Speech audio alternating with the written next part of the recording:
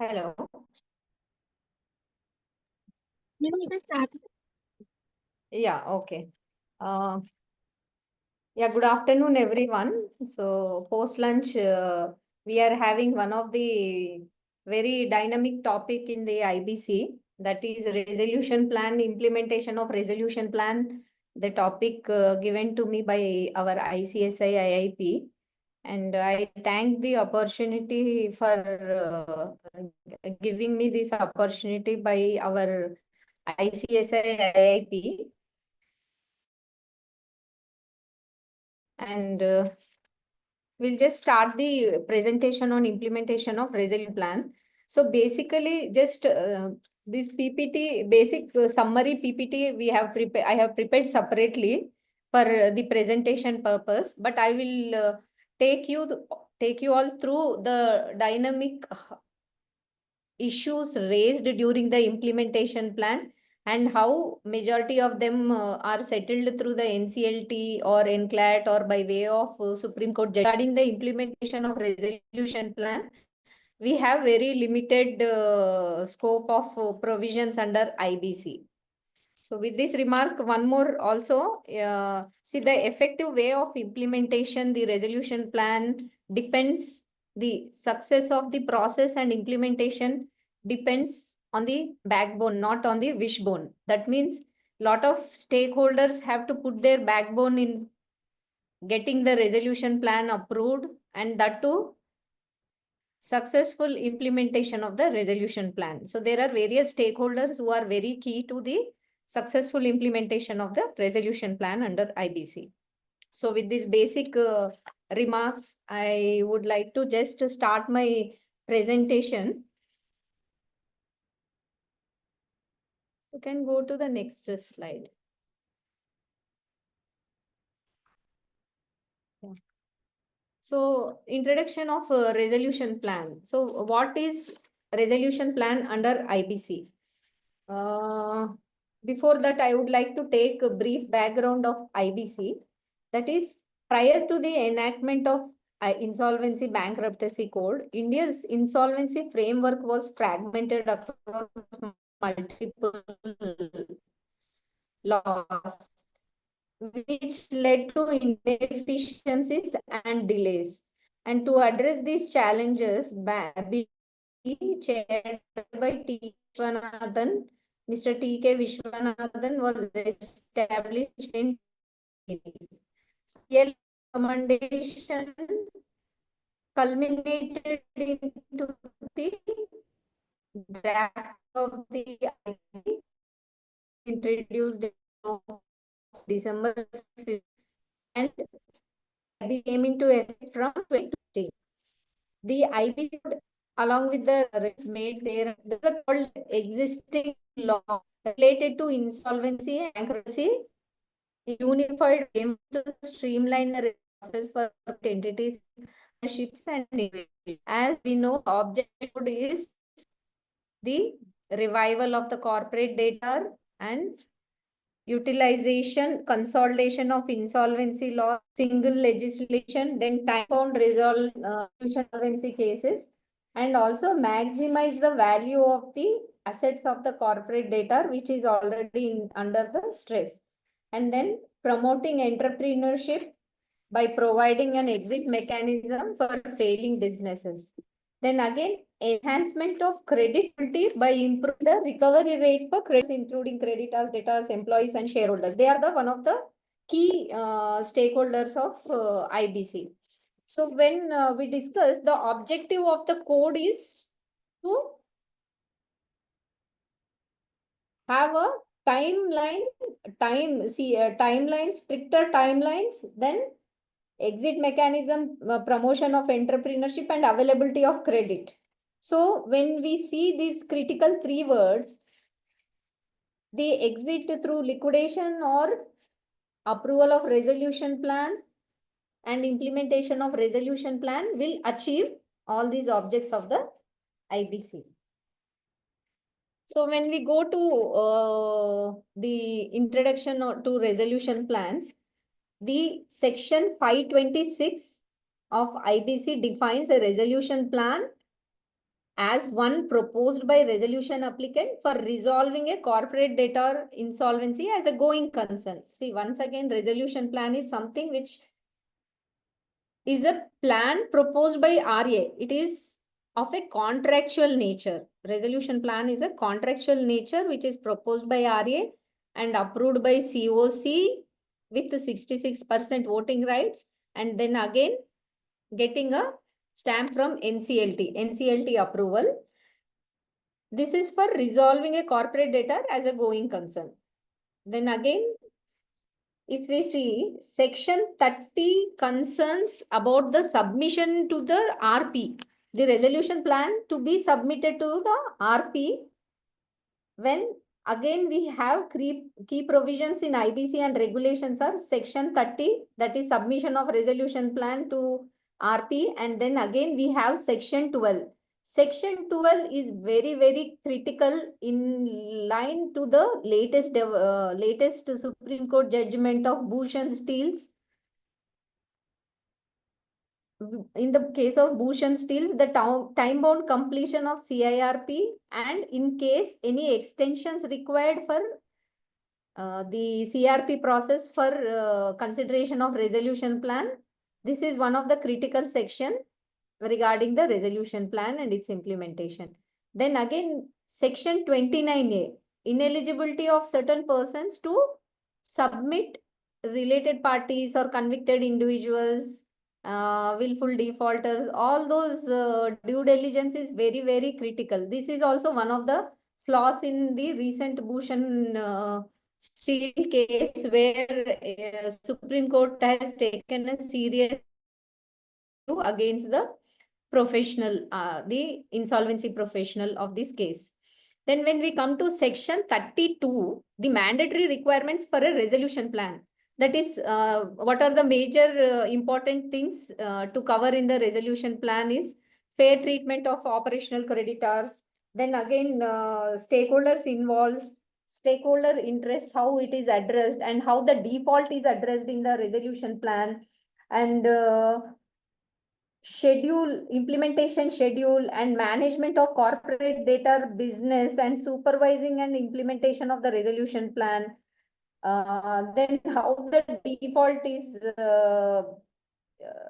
addressed, how the default is addressed in the resolution plan, then how the stakeholder interests are dealt in the plan, and also monitoring committee, about the monitoring of the resolution plan, which also lays a clear terms when plan is not implemented, what is the recourse available to the creditors, and what is the process which the monitoring committee chairman, who is again an insolvency professional, has to take this forward if in case of non-implementation.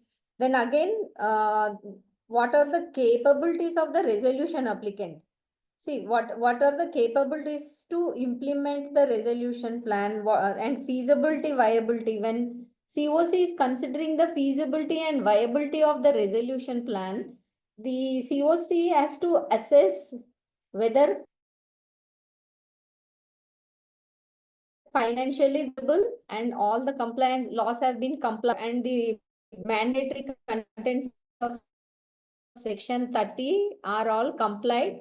So for which the RP can professional certificate for the due diligence of the plan and plan terms in line with the applicable IBC code, relevant regulations, mandatory content, also RFRP.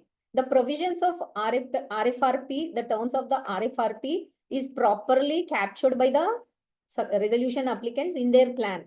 If there is any inconsistency in the plan and also RFRP terms, then immediately it has to be flagged to the resolution applicants to rectify. So when the resolution plan is received, there is a critical duty cast on RP and also on COC to review the plan in compliance of the applicable laws as well as the interest of all stakeholders are protected. So diligence is very important for RP, and for COC, they have to assess clearly feasibility and viability of the plan, and they have to assess whether this plan is implementable based on the terms proposed, and also the SRA, whatever they submit based on their financials, whether it is viable. So when lot of court judgments have gone through on implementation plan, so what the courts are noticed, what the courts have pointed out to the COC as well as to RP is they have to do a thorough analysis, especially the committee of creditors have to do a thorough analysis on feasibility and viability on the plan, and recording the reasons. They have to record the reasons when they are discussing the resolution plan and make a note in the COC minutes. So when COC discuss the feasibility and viability, so RP in the notice sent or when they are recording the minutes, it is very, very important for RPs to make a special note on the feasibility and viability of the plan. So sometimes when most of the times I have seen some close to 10 resolution plans in our when I'm with the insolvency professional entity. Majority of the plan, commercial terms, feasibility, viability, COC takes more than 3 to 4 meetings to discuss, especially on the feasibility, viability, after they negotiate with the SRA on the commercials. And also independent professionals certificate has to be taken on the due diligence, and if they find any if there are any discomforts or whether any non compliance of RFRP or code, they will always flag. But again, commercial feasibility viability is from COC, so that again a special like in wherever the plan or terms are discussed, the RP has to ensure separately feasibility viability discussions of COC is captured. This becomes very important for the RP going forward in case if RPs have to face the issues during the implementation of the plan, or when implementation of the plan becomes problem, then this will be the saving documents for RP. Especially if you see in Bhushan case also, the Supreme Court was going through some COC minutes. When they made remarks, they have noticed in the COC minutes that this is recorded in the COC minutes. So, sorry, excuse me. So when minutes are prepared, the insolvency professionals have to be very careful when they are discussing about the feasibility and viability. Then, so we were just discussing about the viability, the key provisions under IBC and also the regulations. So when we see section 12, 30, 526, section 29A, then again section 32 regarding the mandatory requirements of a resolution plan, one of the important critical provision is regulation 38 of CIRP.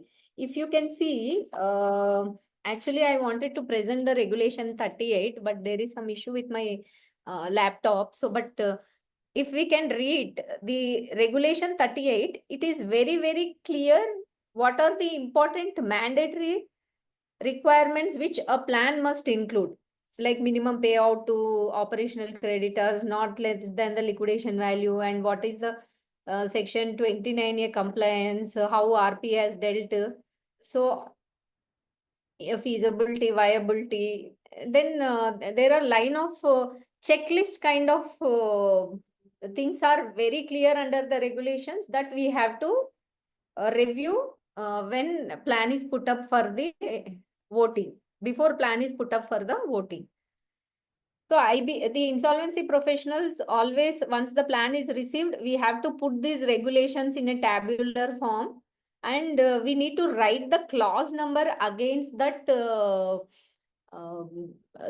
document which we prepare, we should always have, see what I observed last 6 years, I have been practicing the insolvency code. So what we observed is, by now, majority of the important things, we have proper checklist, very good checklists available among our fraternity. So what we need to do is, we need to have a checklist of table with all the contents of regulation 38 and also section 32, and go as per the checklist, tick mark which clause it contains, so that it becomes very easy when the application is filed. When the application is filed with NCLT, majorly the NCLTs will raise lot of questions pertaining to regulation 38 and section 32 only. So when you prepare the summary and keep it readily available, this will also useful in the future if any inspection comes from IBBI or any queries from NCLT. So this is also one of the good practices regarding the resolution plan and also plan implementation stage. So what is the binding nature of section 31? So when we discuss all these provisions, one more important key section is section 31. So section 31 is captured again in the NCLT order. Usually NCLTs will record these in the resolution plan approval order, that is binding nature on the all the stakeholders involved in the process. Not only process, but also to the government authorities and the creditors of the corporate debtor, employees of the corporate debtor. Then again, the plan is binding on the COC as well as the all the stakeholders. So in one of our case where we are implementing the resolution plan, some of the employees who were the salaries were rationalized during the CRP process, who are in the range of 4 to 5 lakh salaries. So the company is already under the stress, and close to 1,000 employees we had in the company who were in the range of 15 to 25,000, 50,000 salaries. Majority 960, 70 employees were in the range of 15 to 20,000 only. So we have to see the role of employees during the process, and some of the employees were rationalized. So what happened after rationalizing the employee salary, they went to NCLT and they got favorable order. Only for some period their salaries have to be paid. Then after that period, when RP has given a notice to the employees that their salaries will be rationalized from this period, then NCLT has mentioned that RP is right in their capacity to rationalize the salaries based on the requirements. So except for 2-3 months salary, the NCLT gave a favorable order favoring the RP's decision to rationalize the salaries. So for that 2-3 months period only, the company has to take a hit of 95 lakhs payments to only 7 employees of the company, whereas all the employees' salaries together were not even 1 crore. So in this case, again they went to NCLT and they wanted more salaries. They wanted that entire CRP period salaries. They don't want the rationalization. So then when we are implementing the plan now, we said that they went and filed contempt application against the RP. They filed contempt application against me. So in that also, NCLT, during this implementation process, NCLT has noted that section 31 is binding on the employees. And actually, in this case, what has happened, these 7 employees resigned during CIRP process, and we wanted to admit their resignation, accept their resignation. But however, the matter was sub judice before NCLT. That's why it was not accepted. So now again, they file an application. They wanted more salaries. But now, since out of the 7, 3 are important to company, so SRA has observed them into the company, but with fresh date of employment. So now they are appointed with fresh date of employment. So their employment continues with the company from the plan approval date, after plan approval date. So now NCLT has noted that all these employees have submitted the claims and all the past claims will get exhausted, and already during the implementation process, as per NCLT order, RP has already paid them around 95 lakhs. So they cannot go against the approval of resolution plan order, since NCLT order freezes all the liabilities up to approval order. So beyond that, it is not a CRP cost. So they said RP is not the right forum, and the binding nature is section 31, and all your previous claims get exhausted. So that means it is binding on employees. Then again, when we come to government authorities, one of the important authorities are PF, income tax, and other tax regulatory authorities. Then the respective state government dues, like for any essential supply of services. So lot of cases are there during implementation. Successful resolution applicants have faced lot of issues, and majority of them are settled by the by moving to NCLT. Majority of the cases they got favorable orders only. And when it comes to PF, the PF authority, it's a social welfare legislation, so it is not treated as a liability. But however, again, when PF authority submit a claim during the CRP process and they are not issuing demand notice of further amounts, and they are not giving any order on the assessment order, then in that cases, even if PF is going to NCLAT or Supreme Court, they are not getting favorable orders. So we have just discussed about the important provisions. So when we go step by step implementation of the process in the CRP process, one is the plan, the EOI will be issued by the resolution professional. Resolution professional issues the expression of interest after taking approval from the committee of creditors, and based on the expression of interest, there will be there is a response from the interested prospective resolution applicants, and the prospective resolution applicants will submit their plans after RP issues the information memorandum and the RFRP to the resolution applicants. The again important documents which RP has to ensure clearly is preparation of information memorandum with clear cut details, and if there is any non-cooperation from the erstwhile directors management, that has to be clearly captured in the IM, so that it will save the RP in future.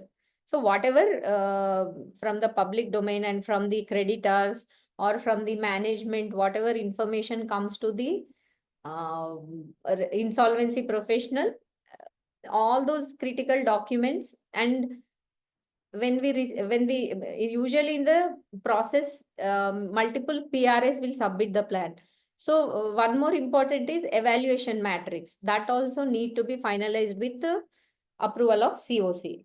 So once all these documents are put in place and a VDR where all the critical documents, IM and RFRP, all these are shared with the SRA, and in case if some majority of the times SRAs will have physical visit of the units or the properties, or they will come down for some clarifications with RP and team. So all this is a process in the resolution plan which RP has to meticulously follow. There should not be any flaws. All these important things has to be captured very clearly in the minutes when an update is placed to the COC. Then especially during this diligence process and the submission of plan process, what are the duties on on the RP as per the IBC code regulations, as per the RFRP? Even during this process, in case any CRP period expires, that is very, very important. We should have COC approval for filing an extension of CRP, and especially just before expiring or on the day of expiring, we should have an application filed with NCLT seeking extension order of the CRP process as per COC voting. In case COC is not voting, larger COC is there, then what I would suggest is, as a good practice, we can file the application, mention that as on the date of filing the application, we have received so much voting percentage for the approval of extension, and we are still in the process of voting from we are still in the process of obtaining the voting of the COC. And once we obtain the required voting rights, we will file a memo to that extent, so that RP is in compliance. This is also one of the flaw noted in the recent Bush and Steele case by Supreme Court. So without taking any extension, the process was run. So after this, the RES will submit the plan. Once the plan is submitted to RP, the RP has to evaluate the plans by compliance with section 32 and regulation 30, as well as section 29A. So in recent Bush and Steele, again, regulation 38 violations, section 29A violation, then section 12 violations were noted. Then once the evaluation is done by RP, then RP will put this plan for COC evaluation based on the feasibility, viability, legal compliances, then seek voting from operational, from the financial creditors, which require 66% of the majority for approval of the plan. So once COC reviews and votes on the plan, then the plan is submitted for approval of the adjudicating authority. Here, NCLT examines the legality and fairness of the plan. So usually, NCLT will not go beyond commercial wisdom. But again, if we see the Bush and Steele, now it's just an apprehension. A lot of discussions are happening among IP network, like insolvency professional networks webinars. So there may be, like, we have a separate Form H. However, Form H is a compliance certificate to be filed with the NCLT. But some of, we observed in many of the NCLTs, they are also seeking summary of the plan. So they may seek usually not only Form H, beyond this, they may also seek compliance of the feasibility, viability from COC. So NCLT will not examine majority of the plan terms, but what they will see is the legality of the plan, whether all the legal compliances required for this contract between RA and COC is fair in all its aspect. And majorly, in majority of the cases, what we observed is NCLT see implementation of the plan very critical. So they will see the clauses on in the resolution plan, how the plan is going to implement, how is the terms, and what are the source of funds. So these are the few certain things which judicial member and technical members will review, and they will take a call on the approval of the plan.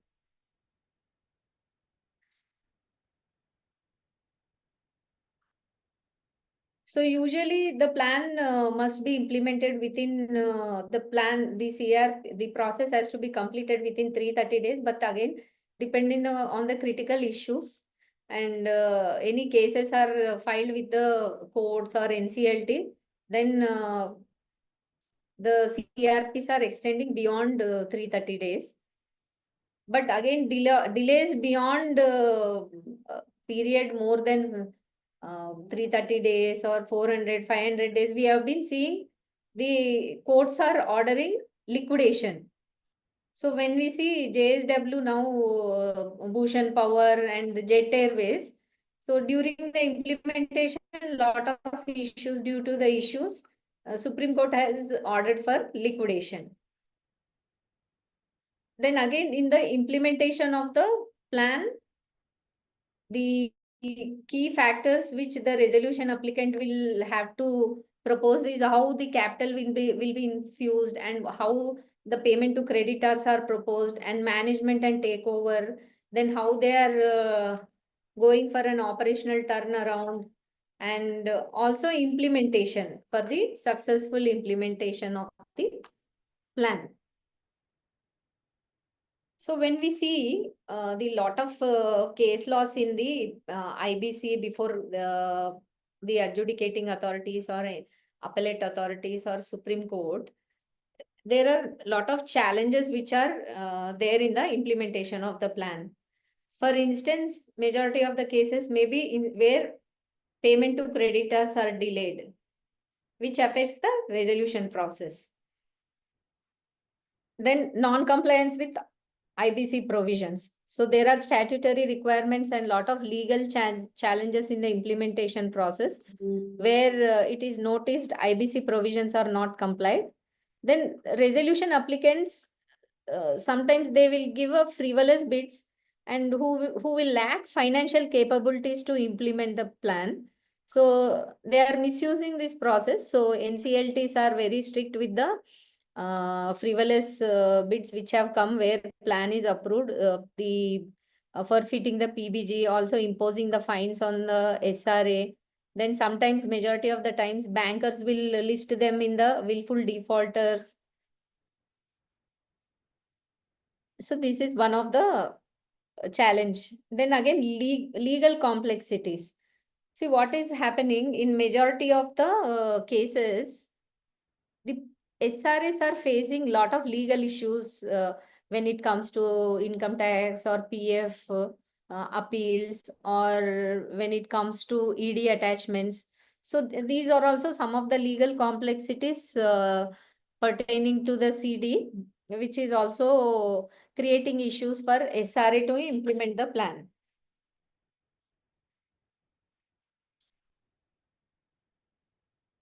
So when we go to some of the case laws, actually the PPT we are unable to share. So I'll just run you through the case laws where usually I wanted to focus more on the case laws where how the issues are dealt by the courts. As we were discussing, the majority of the provisions, all the provisions pertaining to the plan and implementation are discussed. We have just touched upon all the provisions which are applicable.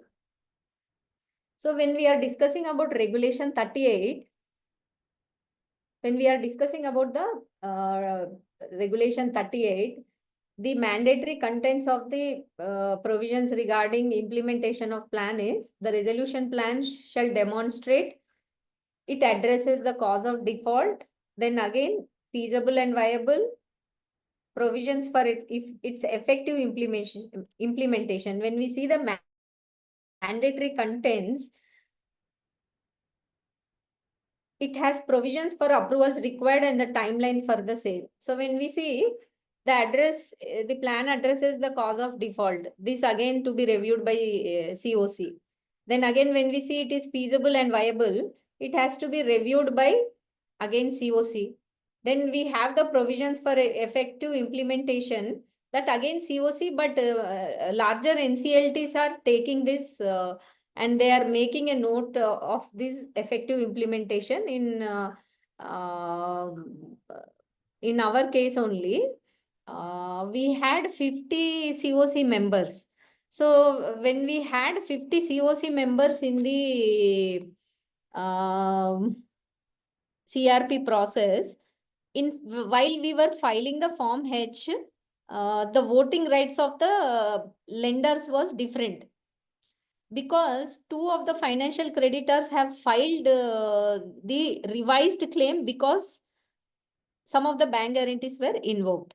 So when the bank guarantees were invoked, as per the latest amendment to CRP regulations, delayed claims, we have to seek approval of NCLT.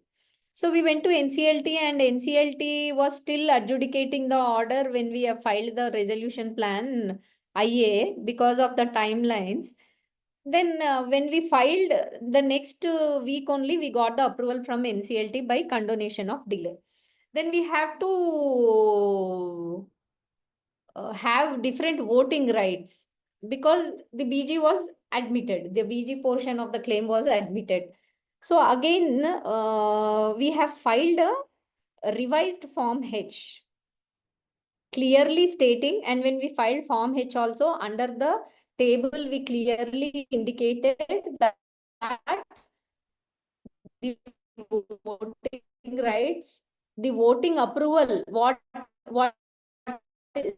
sorry, see, one catch point I just want to share. Form required in second head. So we filed Form H, not Form H, in the one of the document which we submitted, we have mentioned that still the claim. We filed a list of creditors, but in list creditors, we have indicated with a star mark that the but under application CLT for condition of filing. So the member noted and he called for like this. One, there was differential uh, claim where we said to be added, but the form have given the observations in the emission of the plan on payment of upfront, immediately the contest to be handed to the applicant by giving complete handover of operations, bank account, everything was given. These 2 points were raised by NCLT, and now when we are implementing after 6 months, whatever NCLT has raised, we are really facing the issues with SRA now. Say SRA said during this entire implementation on the board, or we want one RP to be on the board of the CD. But however, as an RP running the CRP process, I was not independent to be director. So at the NCLT hearing, I mentioned that I can't be the director of the corporate debtor. Then COC also said we have certain other checks over the SRA. So they said none of the COC was also not interested to join the board of directors of CD.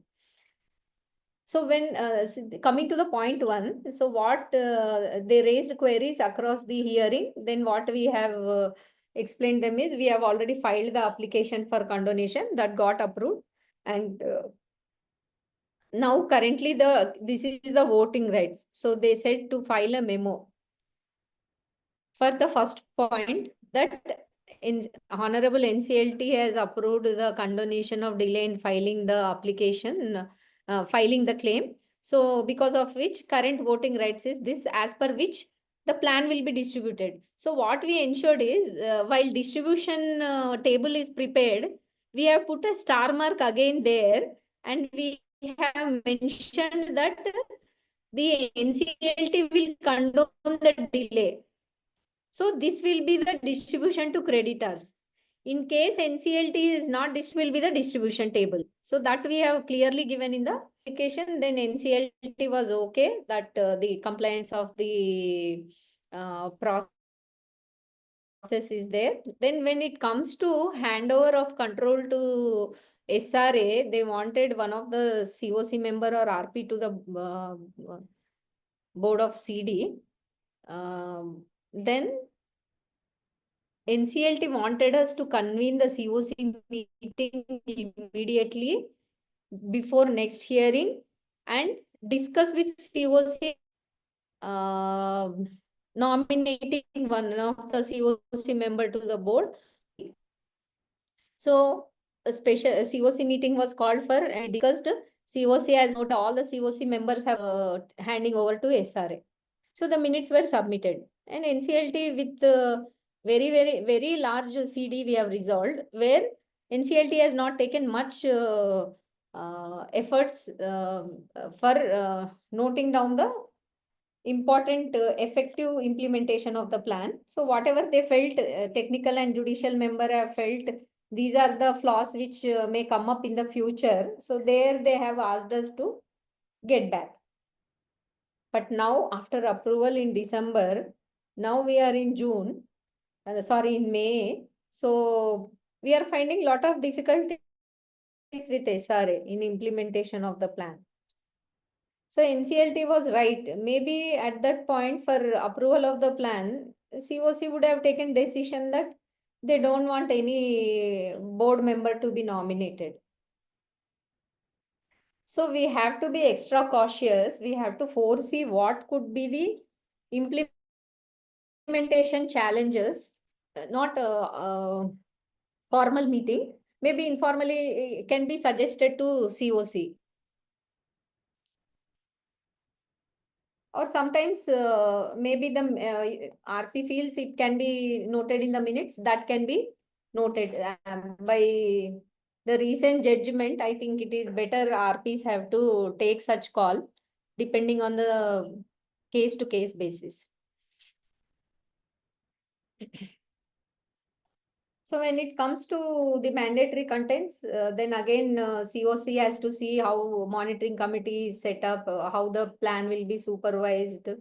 Then and one more important point is when monitoring committee is constituted as per the resolution plan, ensure in the resolution plan itself till the last tranche, some kind of control should be there by COC or monitoring committee, especially on the implementation of the plan. And also sometimes if to keep the CD as a going concern, business decisions, maybe now, see there is an amendment in recent February where the regulation mentions the monitoring committee has to file a quarterly reports with the adjudicating authority. So as an IP who are on the monitoring committee has to ensure that they are capturing all the important aspects of the implementation of the plan, and also to keep the CD as a going concern, what are the issues, those should be filed with NCLT.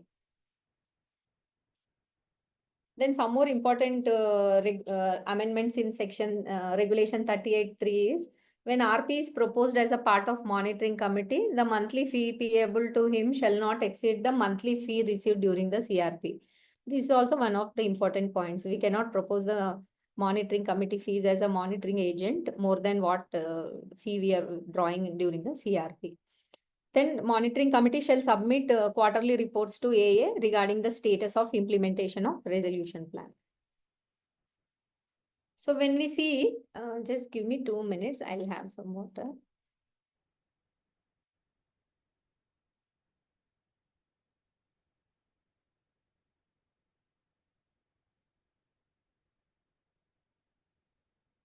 So when we see the statistics from IBBI, more than 8 years have passed since the enactment of the code.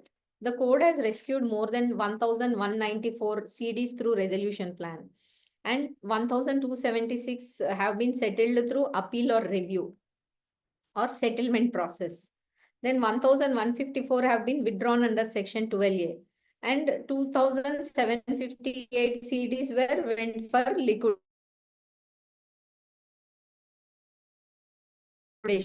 So what from the IBBI 3-4 years, there is a significant improvement in the approval of the resolution plans. But however, again, plans are getting approved, but how the plans are implemented and what are the issues faced during the implementation, that we have to see going forward. So last 3-4 years, it has been very good coming to the plan approvals. So when we go to IBBI site, we see regularly the ticker move plans getting up.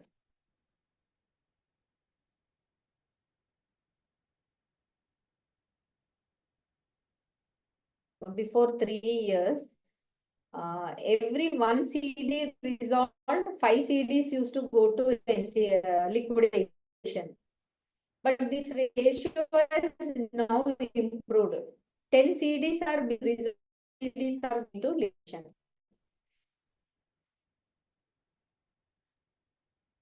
Then again, when we come to the implementation of the plan, again, one objects of the code is timely resolution of corporate data.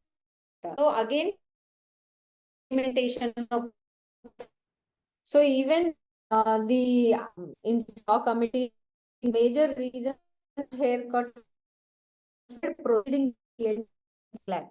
See, haircuts, what credits are getting because of the quality committee noted cuts are due to some of the litigations proceeding for various courts or NCT or NCLAT.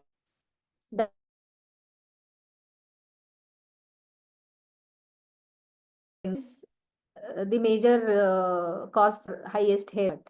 Then this is where it is hindering the title of applications, challenging the resolution plans filed by the creditors or resolution applicants or debtors or any other stakeholders. So we have challenge with the judicial vacancies and pending judicial vacancies and pending litigation. So even again, delays will significantly erode the value of corporate data assets. Then again, if there is a delay, it is again a circle. Potential resolution applicants, their money will be parked by PBG or EMD. So this will adversely impact their commercial assessments. If plans are the litigation due to litigation in the process by stakeholders or due to judicial vacancies or time taken for notifications in the resolution of order. All these are again non-starters for the potential applicants. Sometimes they are majority of the times they are the NCLTs are not empowered or COCs are empowered to go for commercial terms, no commercial terms.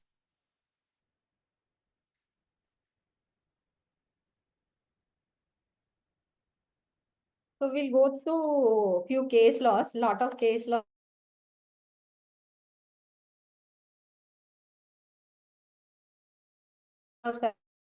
I've compiled, which we can discuss and share. So the is allowed from seeking modifications to approved resolution. From withdrawing the support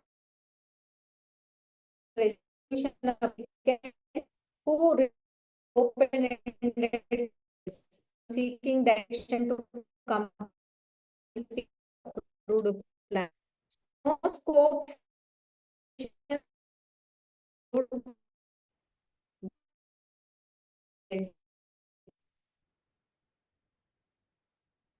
Then again, the also on time implementation of plan.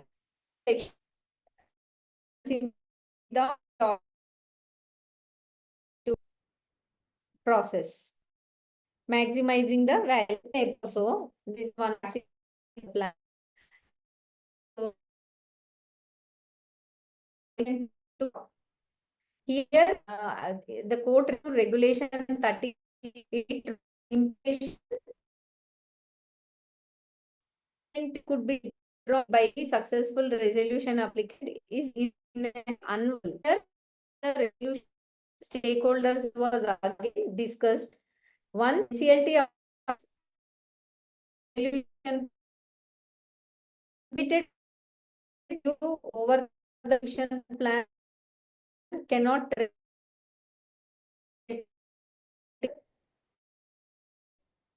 see exercise. So the plan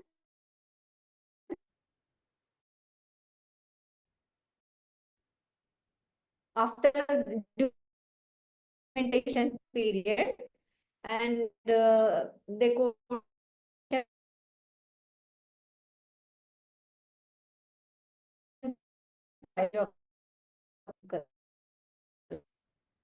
Then bank limit presenting financial challenge the distribution by the secure resolution. However, HDFC want high resolution plan amount in distributing rates. So the issue of declared was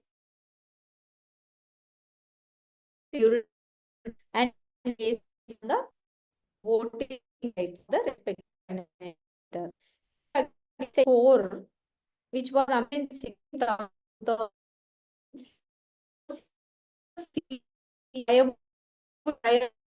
value while considering a plan. So even OC feasible and viability to share the securest voting rights received the plan, then it is binding on all the financial creditors or as per section 31. So again, we provide the essential creditors are entitled to amount which will be valued in this plan. So this is the application of HDFC and has had city to determine the distribution.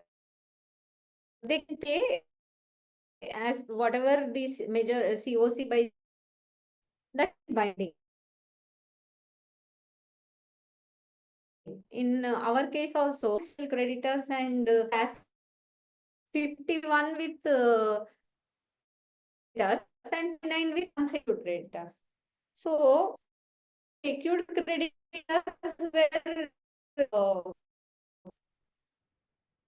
were not taking decision on the plan. The SRA, if SRA is not proposing any material unsecured creditors, the voted in favor. So, considering the feasibility viability for approval of the plan, during the discussion, negotiations, unsecured creditors also negotiated with SRA and SRA has provided a differential payment. All the secured creditors had security, but however, they 25% to secured creditors of plan amount and then some 18 or 19% to unsecured creditors, because here one-fourth of the plan amount was towards the PF dues. So this was again upheld in this case law. Then in SR Steel case, we all know that is clean slate theory and Hydra head popping up. The SRA starts with fresh start. So SRA will start with fresh start, fresh slate theory. That means in all forms, most plans should envisage not face any scenarios with the undecided claims. That means any claims which are not submitted during the process and as per books, any claims are there, claims are not submitted, which are not dealt in the CRP process. Again, they back and claim with SRA. So this case law has made it very, very clear. And also the Supreme Court also upheld the resolution plan and importance of adhering to timelines and provisions. Again, we note in SS in IBC, especially the recent Bhushan Power also, courts are emphasizing major on the timelines. So we should not take timelines. Timeline should be taken very seriously, and in case any timelines extension is required, we should always knock the door of NCLT for this case. In such case. Then one more case I just want to discuss, State Bank of India and others, that is the consortium of Murali Lal Jalan and Florian Frisch. This is again a landmark judgment which covers again the scope of an appeal under section 62 of the IBC. must be restricted to the question of law. See, when the after the approval of the plan, implementation of the plan, the appeal should be again on the question of law. Then again, that may be in this case, it was interpretation of CRP regulations 36B4. Then again, whether PBG could have been adjusted against the first tranche under resolution plan. Then scope of modification in the resolution plan, which was received after the adjudicating authority approved the plan. Then whether non-implementation by SRA leads to liquidation under section 33. Whether timely implementation is also one of the objectives, extension of time by NCLT, NCLAT rules. Then so scope, the crux of the case is scope for modification of resolution plan by adjudicating its authority, COC or SRA, or adjustment of PBG with tranche of resolution plan is impermissible under CRP regulation 36B4A. Timely implementation is also one of the underlying objects. So here, any plan terms for modification regarding the adjustment of PBG, suppose they are not paying, in case the resolution plan term says that PBG has to be adjusted against the last tranche payment. So now COC cannot come back and ask for first tranche or second tranche against tranche payments. So when there is non-implementation of the plan only, that has to be invoked.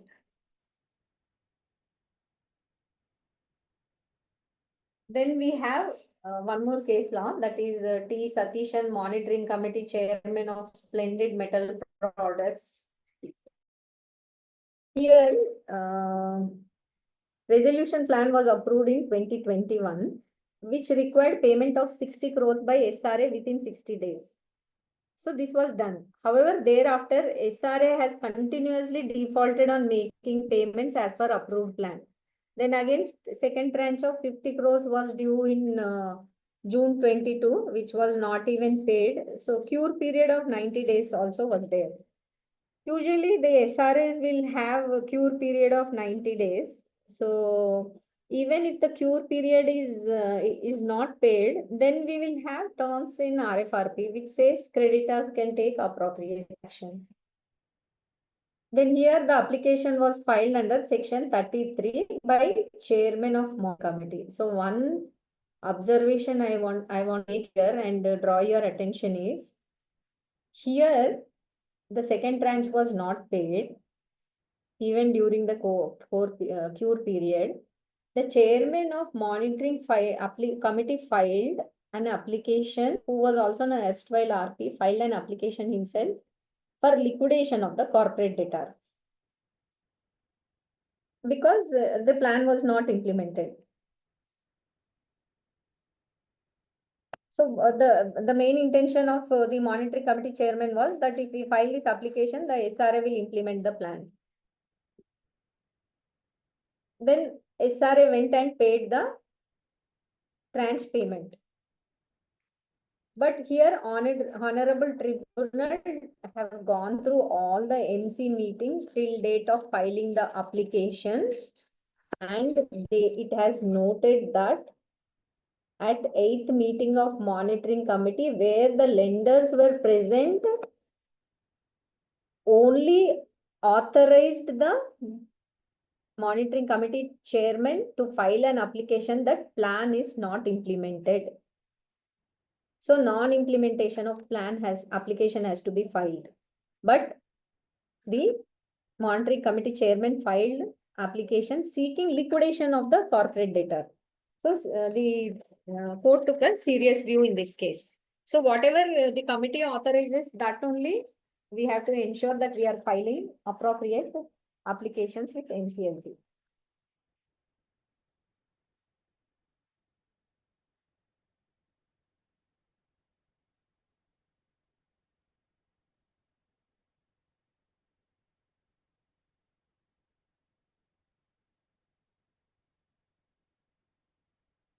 So in Darwin platform, one of the biggest cases, NCLT Mumbai bench.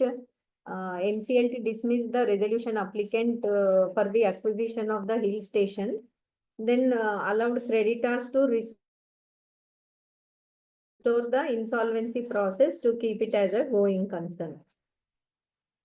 SRA has failed, rightly invoked, was held by the NCLT Mumbai. Here Union Bank has invoked the PPG.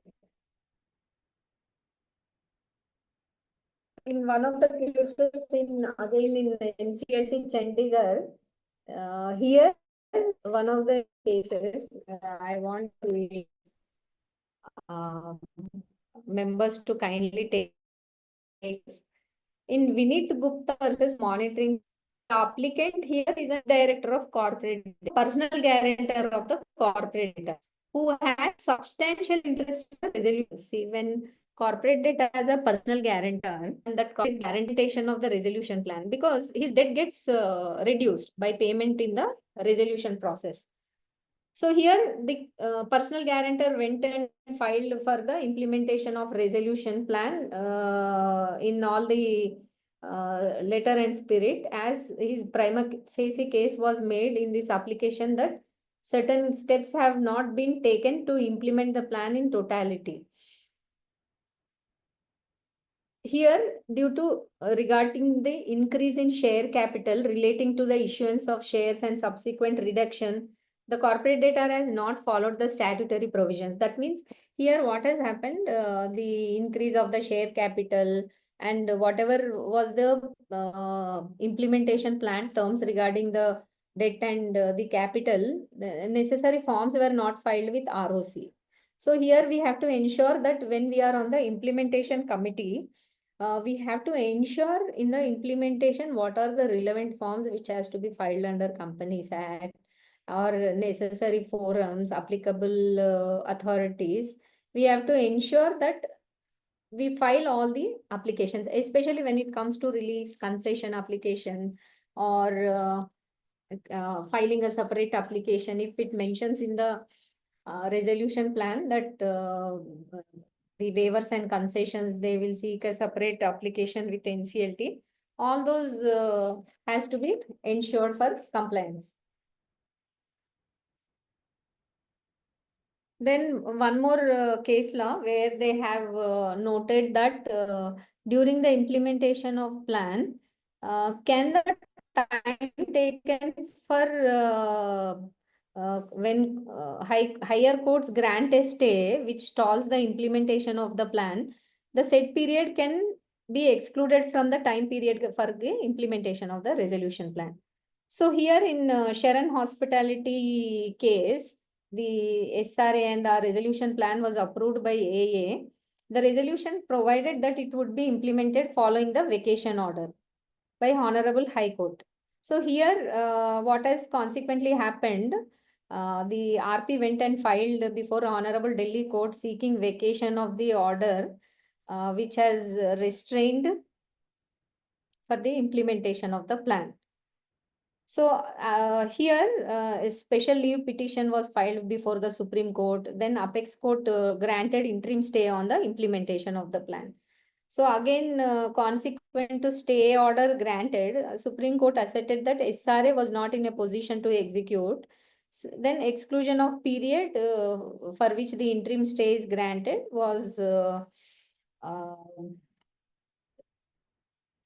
excluded from the implementation period. Then during this case, one of the interesting development is Axis Bank went and filed liquidation application for non-implementation of resolution plan. So this application was dismissed.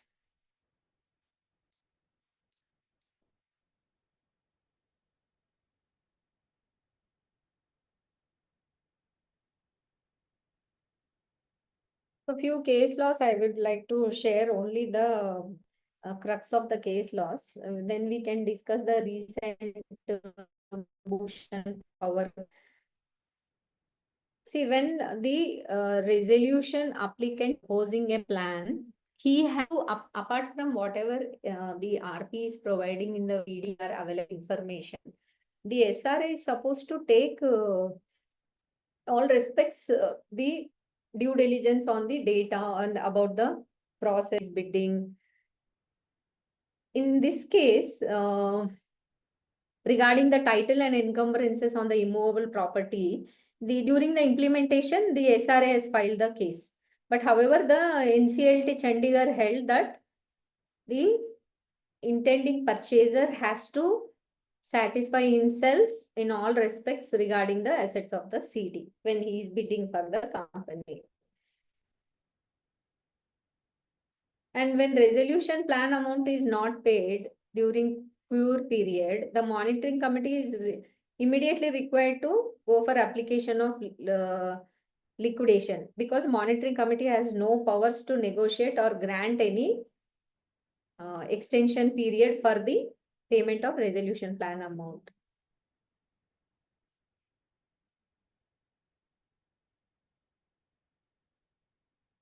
And in one of the important cases is CRP was completed, plan was implemented for 1 year. Then again, fresh start process was initiated by NCLT for resolution plan. Then again, NCLTs also have observed while reading the implementation case laws, wherever it is viable for again going for CRP process, they are going. If it is a CD is a going concern, has good assets or employees, they will consider various factors and it depends on CD to CD basis. So we cannot take into consideration if NCLT asks us directly to go for non-implementation of the plan and go for liquidation, we should again seek appropriate directions in the IA. The SRA who was successful initially has run the company for 1 year.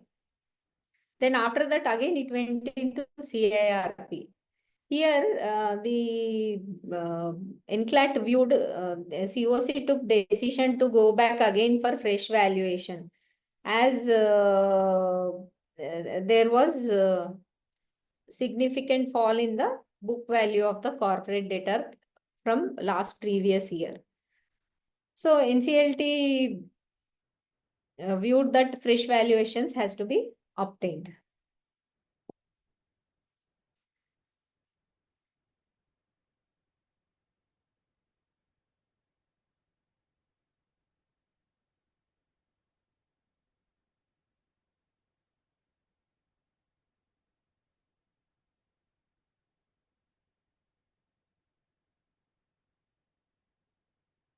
In one of the case, there was forfeiting of the PBG against SRA.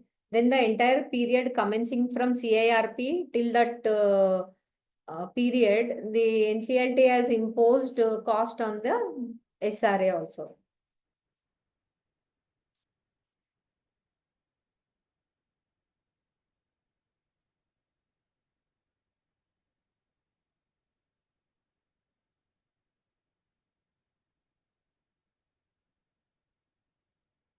And many a times the resolution plan provides for issue of equity shares and how the remaining portion of the debt will be dealt, especially in big companies. What happens, as per the books of the corporate debtor, there is a different debt, and when the claim is submitted by financial creditors, there is a different debt amount.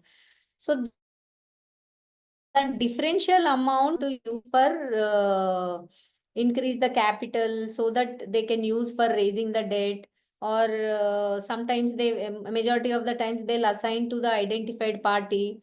And in our case we noticed that the resolution plan has mentioned they are going to assign the remaining debt to the identified party, but the time period, the time when they are going to assign the debt from the remaining debt in the books of accounts is not mentioned.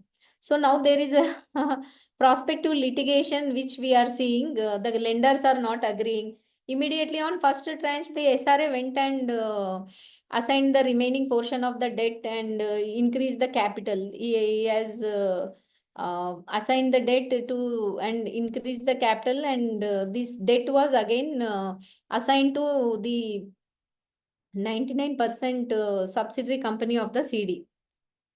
So now in the creditors have a apprehension that once the only first tranche and only the upfront, the first tranche is also not paid. And the time when the SRA wanted to go for this assignment was not clear in plan. And before, if suppose plan is not implemented, what happens to the assignment? Here SRA has done one-sided assignment. He's just sent the letter to creditors and given some token amount. But the legal team of financial creditors are challenging that even though we have voted for the resolution plan, the assignment debt is not a unilateral agreement. It has to be signed by us also. So these kind of technical critical issues, while the plan is getting discussed, the RP has to exercise a lot of the technical knowledge and also previous experiences from the case laws. All these we have to ensure that we are not making such mistakes, because tomorrow again if this implementation goes for litigation, there will be adversarial remarks against the IPs and COCs. And some majority of the times COCs are again depending on RPs. RPs will procure the diligence reports, and COC only sees that financial, whatever is the summary of the financial payout distribution. They will not be concerned much about all these terms. So we have to exercise a cautious approach while reviewing the resolution plan so that implementation legal issues can be avoided. So we are again discussing, exploring lot of probabilities how we can protect the rights of both SRA and financial creditors so that we can avoid the litigation. Again, it is in the interest of all stakeholders. Can we have quick 5 minutes break and rejoin? Just 5 minutes. Yes, ma'am. Yeah.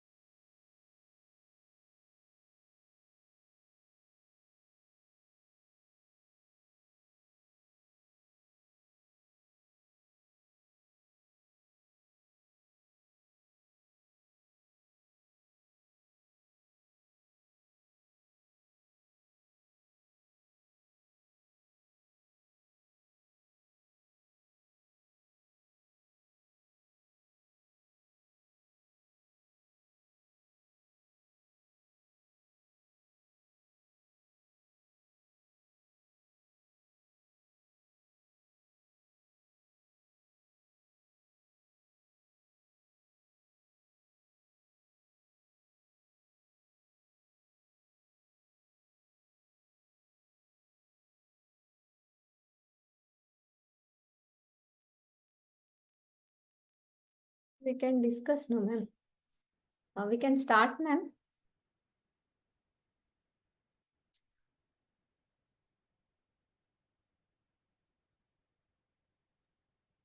Yes, ma'am. Okay, thank you.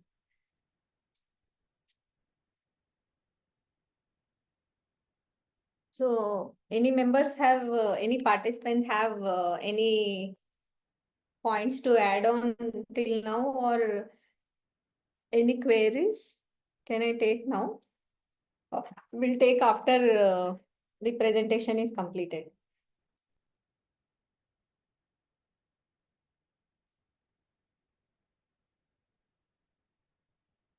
Okay, so I'll complete the presentation.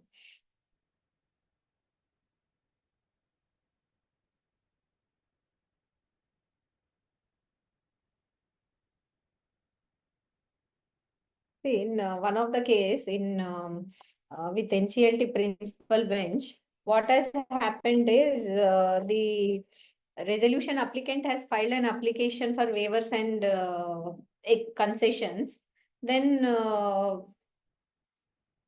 that was not approved, and again during the implementation of the plan, he has sought extension for making the tranche payment. So SRA went and filed an application with NCLT seeking that he will not be able to implement because waivers and concessions are not granted. And he sought from market, it is difficult to raise the funding for making the tranche payments. So the principal bench held that the SRA cannot be exempted for non-payment as per the payment schedule provided in the resolution plan. And the undertaking was taken from the SRA to pay.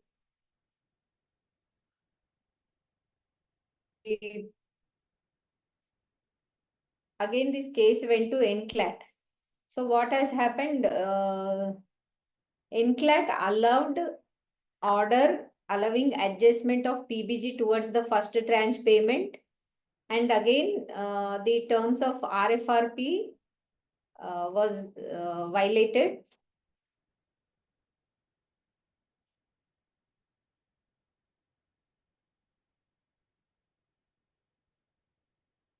So again, NCLAT held that the NCLAT has allowed the adjustment from the PBG amounts. Then aggrieved by this order, they went to Supreme Court. Then Supreme Court has ruled that the NCLAT order allowing the PBG towards first tranche payment was contrary to the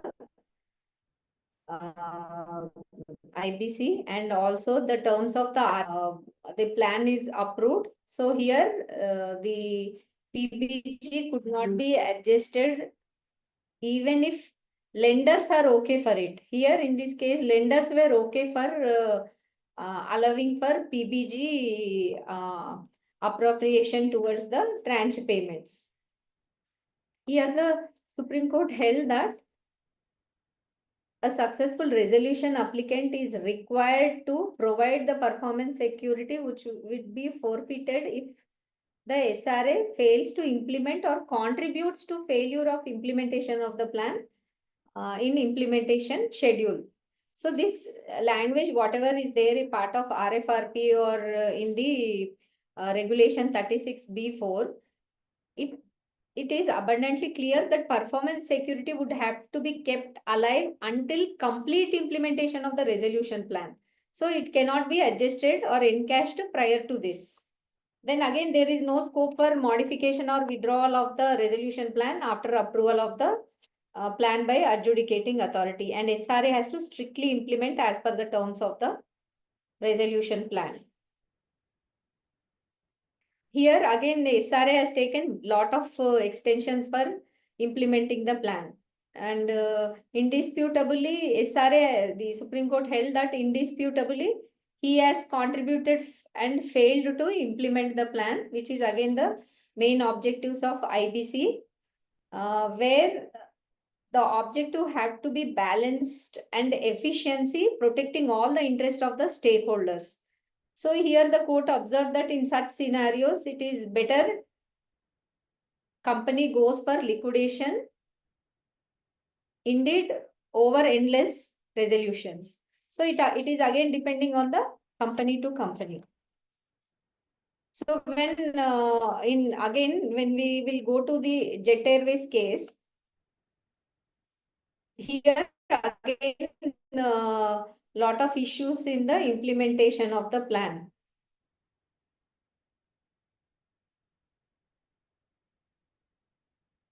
So when we see in the Jet Airways case, the major points which we will touch upon is again the same in the Jet Airways case also. See, time-bound framework of IBC, even the essence of working of the IBC code is again timelines fixed for resolution plan or the implementation of the resolution plan are important.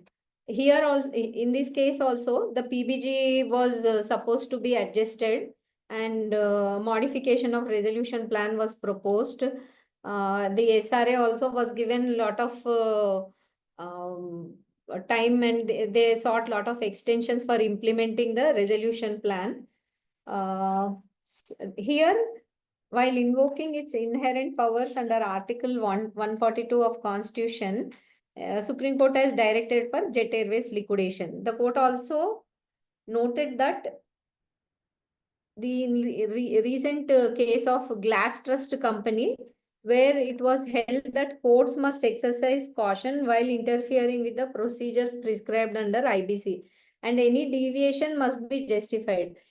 Even courts also, especially Supreme Court, NCLAT or NCLT, whatever the applicants seek for directions, be it maybe COC or RPs or any stakeholders, the courts have to ensure that they are not deviating what is prescribed under IBC. But in this case, the court held that extraordinary circumstances warranted. The court, in its inherent powers, ensured the core objective of the IBC. Again, the courts are not supposed to deviate from the procedures or IBC code. But however, for the core objective of the IBC is not frustrated. And since the CRP was not a viable option in this regard, so the liquidation was ordered. See here, Jet Airways case, we have very good suggestions from the Supreme Court for improving the deficiencies in functioning of the IBC. So the court's suggestions was codified and for the functioning, they have suggested for codifying the guidelines for functioning of the COC. Especially, I was referring at the initial stage of presentation that reasons for approving the resolution plan has to be clearly depicted in the minutes. It has to be properly captured in the minutes. So they recommended that central government or the IBBI has to consider these effective measures for implementing the code of conduct without smooth functioning of the objectives of the code.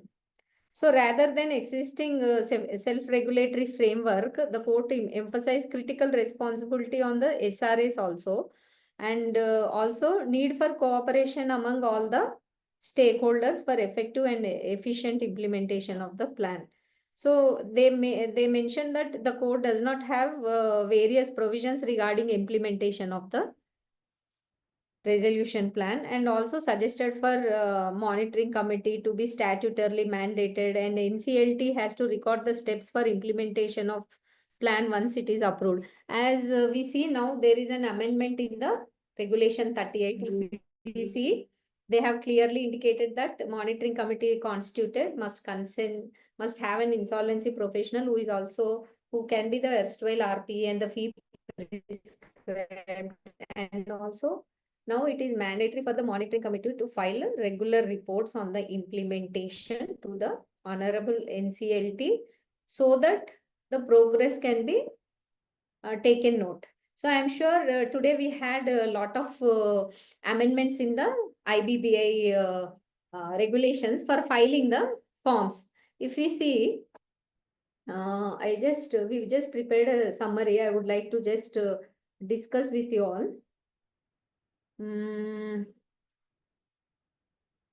So the crux of today's amendment is the IBBI has notified the CIRP regulations, which will come into effect from June 1st. And this amendment significantly revises Regulation 40B. So there is an amendment in 40B on the framework for electronic submission of key forms. And they have now revamped the forms, now CP1 to CP5 during the CIRP process. If we see, CP1 to CP4 must be filed within 10 days of subsequent month, covering stages from the commencement of CIRP, formation of committee, issue of RFRP, submission of resolution plan, closure of application with AA, and reporting of avoidance transactions.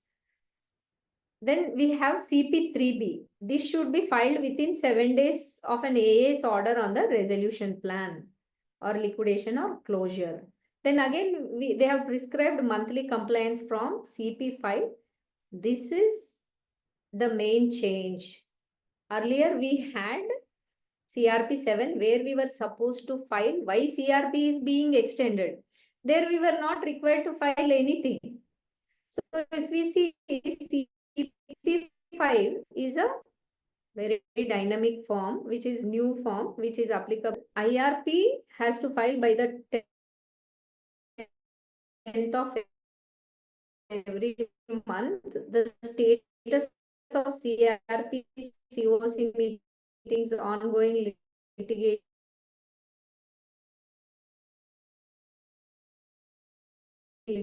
reasons for delay.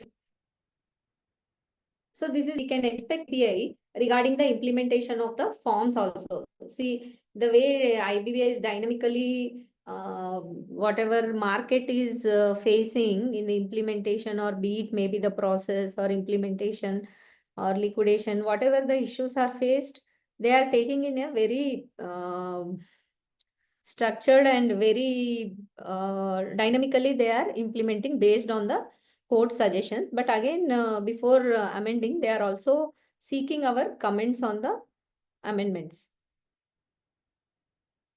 So this is one of the dynamic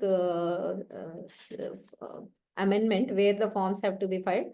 Hopefully for implementation also we may get one important recent amendment is implementation of the plan. The application has to be moved. And also in Jet Airways court also observed that there is a deficiency in functioning of the infrastructure of NCLT, NCLADS, lack of capacity of benches, and sometimes there is no domain knowledge of members, inordinate delay in disposing the cases, and sometimes failure in certain cases to follow the orders of the court. And usually any court orders are although given, then again the implementation also become very, very critical.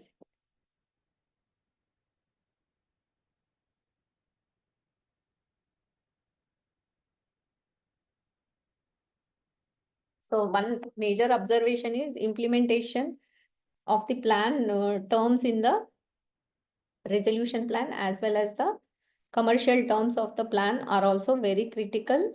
So if you can see in resolution plan, there are 3 important critical things which RP has to ensure. That is, the commercial terms will be, however, discussed, deliberated by COC and SRA. So the majority, and in some of our cases where we felt the COC also had confidence in RP, RP is also forming part for negotiation of commercial terms.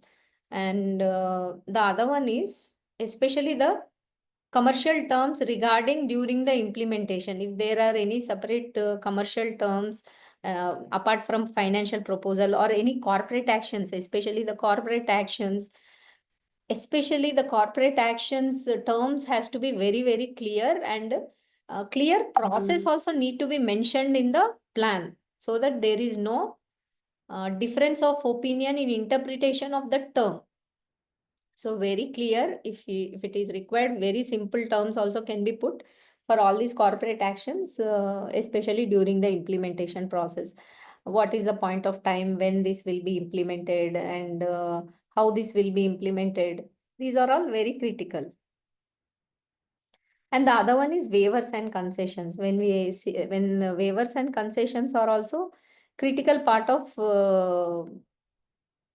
resolution plan, but however, mostly here, majority of the NCLTs are not giving apart from few waivers and concessions, majority of them NCLT is saying that the SRA has to go and make relevant applications to the with the applicable authorities and seek waivers and concessions.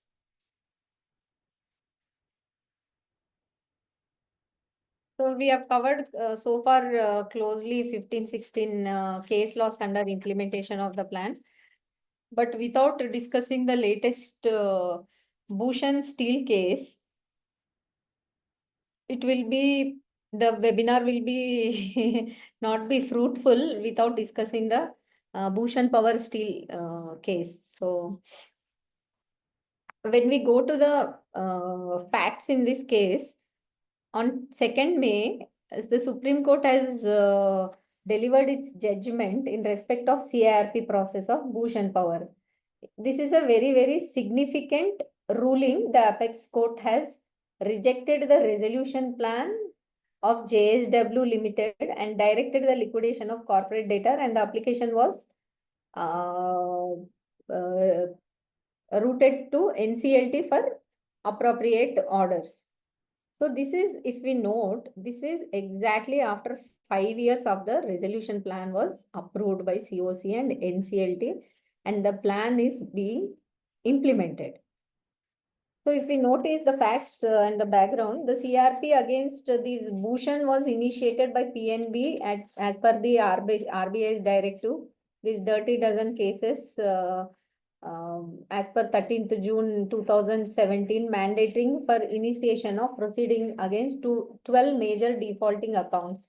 So this is again called as dirty dozen. The application was admitted in 2017. And claims were admitted in CIRP was 47,000 crores by financial creditors and over 621 crores by operational creditors, and resolution plan was submitted by Liberty House, Tata Steel and JSW. Here, JSW scored the highest as per COC evaluation matrix. So this was again negotiations happened with the core committee of lenders. So JSW submitted a consolidated resolution plan followed by an amendment letter. Amendment letter was proposed by JSW. Then resolution plan was amended, which was again approved by requisite majority of COC through voting. And this was approved. The resolution plan was subject to conditions. JSW filed an appeal with NCLAT in respect of the conditions stipulated by NCLT. While approving the resolution plan, NCLT has put some conditions. They have approved with subject to certain conditions. Then again, JSW filed an appeal in NCLAT respect to the conditions stipulated by NCLT. Then again in 2nd February 20, NCLAT upheld the approval of resolution plan with certain modifications.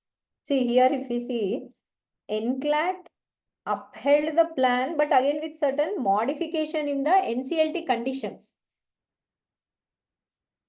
They have modified the conditions of NCLT. Then agreed by again this NCLAT's order, certain persons including the erstwhile promoters or one of the PRA, the Bhushan Power Steel, then again some operational creditors, promoters, the corporate debtor, and again here government of Orissa also, they preferred appeals before the Supreme Court. So then again Supreme Court also admitted the appeals in 2020. So while doing this, They recorded a statement of senior advocate appearing on behalf of COC, undertaking to refund any amounts received within 2 days in the event appeals were allowed. So when all the appeals were listed, the court has recorded a statement from senior advocate that of COC that they will refund all the amounts in case the appeals are not allowed. Then JSW made payments to creditors and operational creditors in March 22. So here, why the Supreme Court has rejected the resolution plan, which was under the stage of implementation, such a big asset, corporate data where massive scale of operations were managed and lot of chaos among the stakeholders. Lot of issues may come up when the non-implementation or when it goes for liquidation. So before going into all the matters are now sub judice, so we will not go further into what could be the repercussions, but we can just discuss now at this point what are the key reasons why court rejected the resolution plan and order for liquidation. One is again the major is non-compliance with section 29A. Here in the application, RP has not submitted mandatory compliance certificate in Form H verifying about the JSW eligibility under Section 29A. Here, if we go into the root of the matter, they verify. Here, they just RP mentioned it is only based on the affidavit submitted. So here, one caution point is we have to do very serious Section 29A due diligence. We cannot just go based on the affidavits submitted by PRS. So non-compliance with the procedure for certification of eligibility was also a significant lapse on the part of RFRP, because again the court went into the root of the section 29A. They found that one of the Bhushan Steel was also had some dealings with JSW group companies. So this is very, very critical. And in one of our case also, when NCLT was adjudicating resolution application, they have gone through some 2-3 important points. One is they have asked us to submit the professionals appointed for the purpose of section 29A compliance reports, as well as in Form H whether RP has submitted, and they also asked compliance of section 29A report from RP. Such is an important point. This was missed in the JSW case.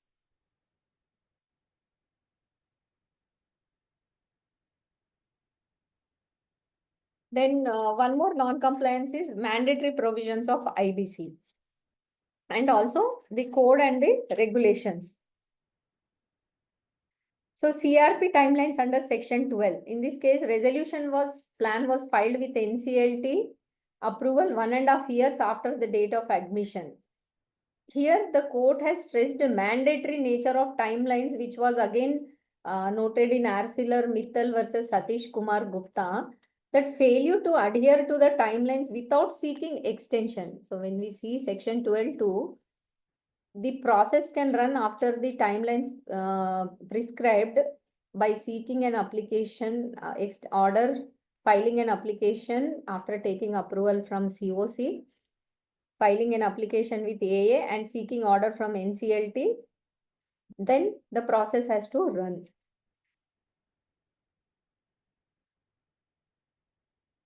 So court has noted that in SR Steel case also, timelines are mandatory and extensions can be granted only for exceptional circumstances. These all, if we see a lot of case laws in from orders from Supreme Court, like ArcelorMittal, SR Steel, Amtech Auto case, Supreme Court always acknowledged the importance of CRP timelines.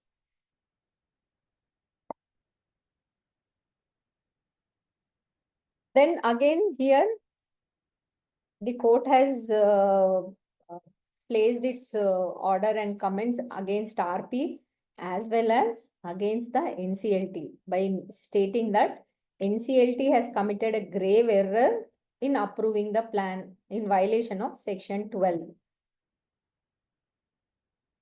So if we see, close to 1200 CRPs have been yielded resolutions by December 2024. The average time taken was 585 days. So in all these cases, now IBBA is also reviewing whether any extensions sought. So maybe soon we can expect any non-compliances in this regard, notices to IPs. So after this Supreme Court judgment, MCA and IBBA has set up a separate members committee to review the requirements in for compliance of Supreme Court order, whatever the observations from Supreme Court.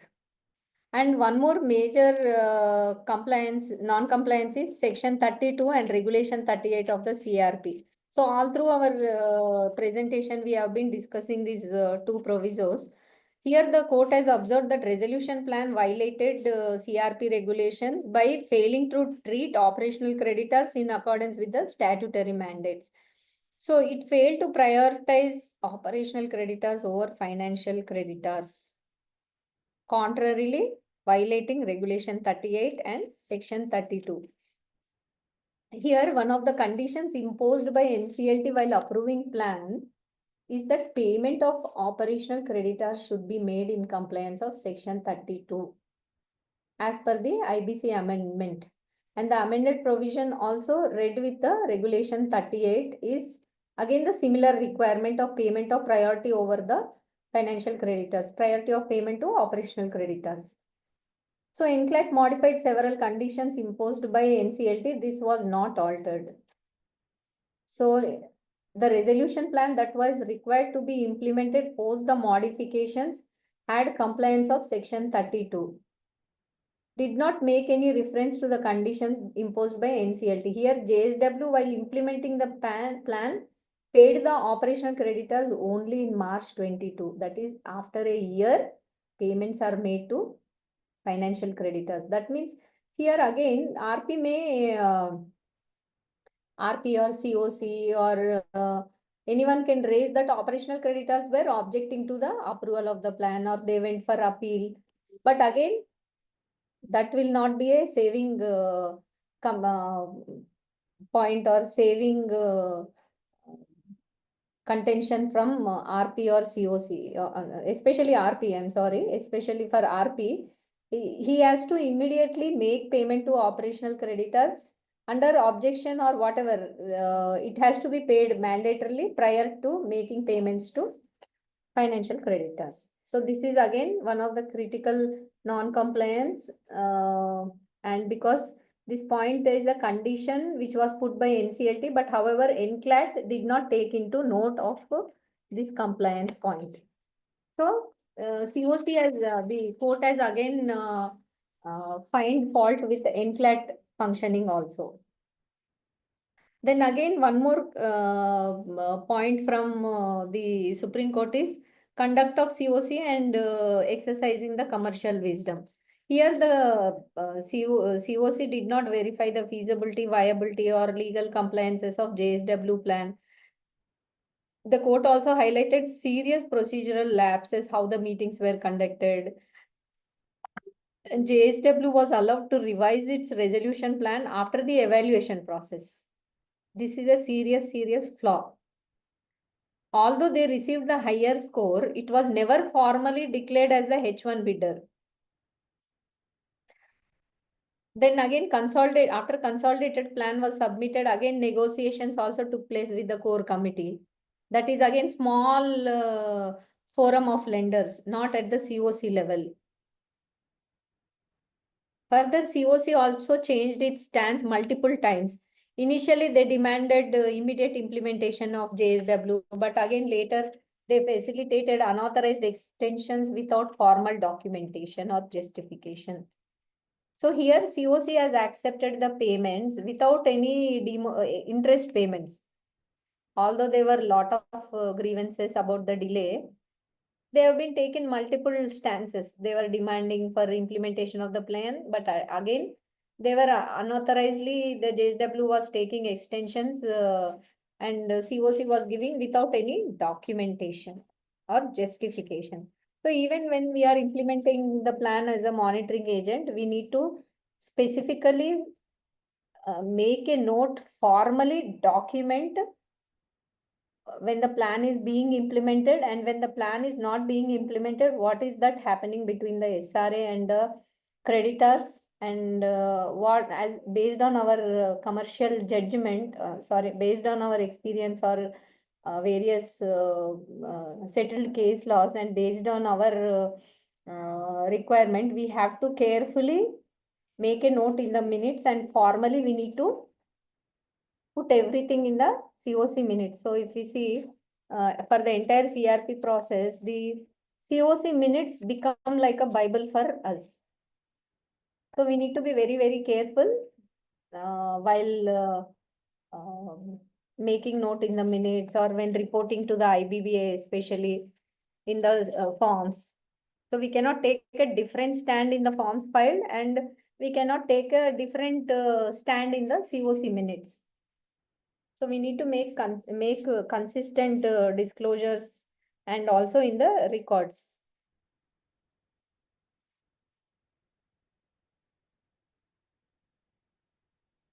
See here what happens when the COC is discussing about the plan, they are only commercial wisdom. They only think about the plan terms, financial terms, and how the plan is paid, and what is the NPV, what is the major timelines for payments. So it is not the wisdom, it is not feasible and viability. The COC has not, in this case, they have not exercised the feasibility and viability. They have only exercised theoretically, and that it's not discretion, it is like a discretionary kind of wisdom they have exercised. It is not a well considered decision aligned with the statutory objectives of the IBC, even especially during the implementation. And they have to ensure the mandatory requirement regarding the associated regulation to be ensured, the compliance, and the especially the timelines are very, very critical, not only during the process, even during the implementation. Then one more thing is about section 29A, then again mandatory criteria of for feasibility, viability, all these were not recorded. Then also Supreme Court discussed about Shashidhar case, SR Steel case, where it is recognized that a wide margin of difference in the commercial wisdom of the COC is not only purely commercial or business, it also finds a larger scope for justiciability. That is, the COC has acted improperly by accepting the resolution plan, where there were a lot of non-compliances, and especially a lot of procedural irregularities and delays.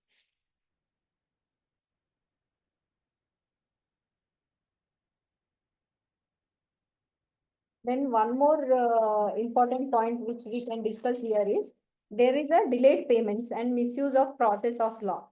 That JSW engaged in a pattern of deliberate delays and misuse of legal process for avoiding the timely implementation. See, even after receiving the NCLT, JSW postponed the full implementation for over 2 years. They only paid financial creditors. It is not in the letter and spirit of the IBC.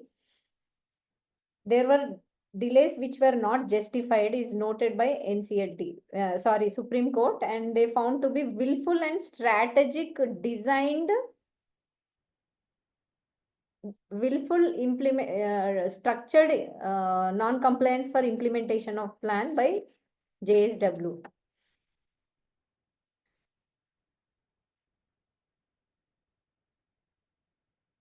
Then Swiss Ribbons case also was discussed in this. Again, that is the main object of IBC, that is for revival and continuation of corporate debtor, and also before, without going for death of the corporate debtor.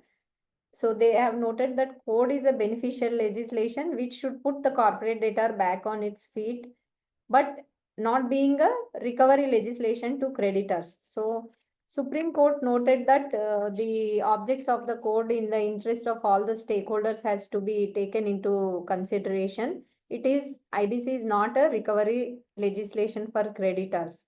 So it directed for liquidation, and even despite a resolution plan is approved and implemented partly, the IBC objective as said in IBC Swiss ribbons, there were although there were undoubtedly lapses and non-compliances of provisions of IBC, the question and the issues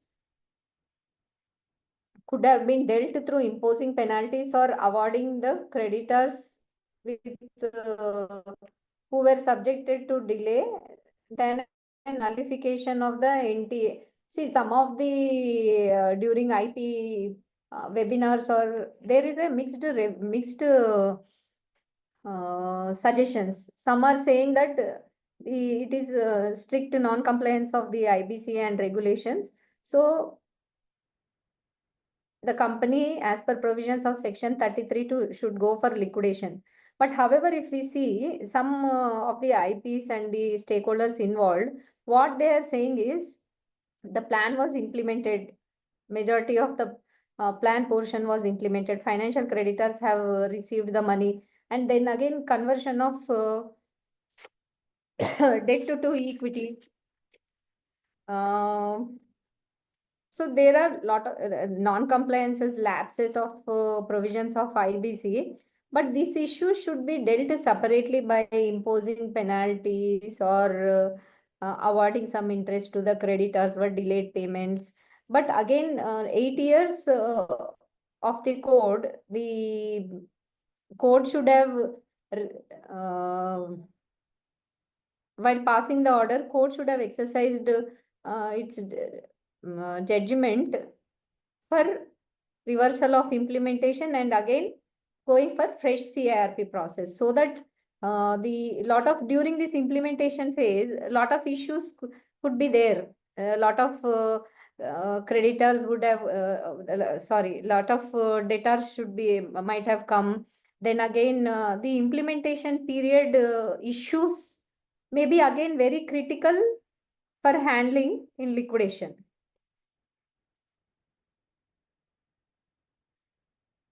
So what are the implementation challenges the court has directed is the payments made by JSW to financial creditors, operational creditors by way of equity infusion be dealt as per the statement. Again, the senior advocate has made the Council of COC has before the Supreme Court has submitted that 19,350 crores were paid to financial creditors, 350 crores were paid to operational creditors, and again JSW has infused 8,550 crores into BPCL by way of equity shares and convertible instruments, which will again to be paid back to JSW. So again, in the implementation, some of the challenges we can see is the Supreme Court has held that the whatever the payments made has to be paid back to the BPCL, sorry, to JSW. And the shares, whatever equity shares, convertible shares are, the money has been infused, has to be paid back to JSW within 2 months. Then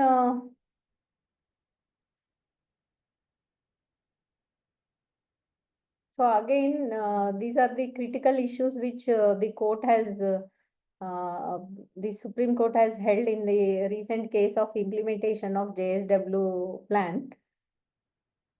So here, if we notice, the Supreme Court signals at a stricter rule-bound interpretation of the IPC. Once again, emphasizes that compliance, procedural integrity has to be maintained during the CIRP process. Again, this will bring some discipline or reinforce statutory discipline in the process.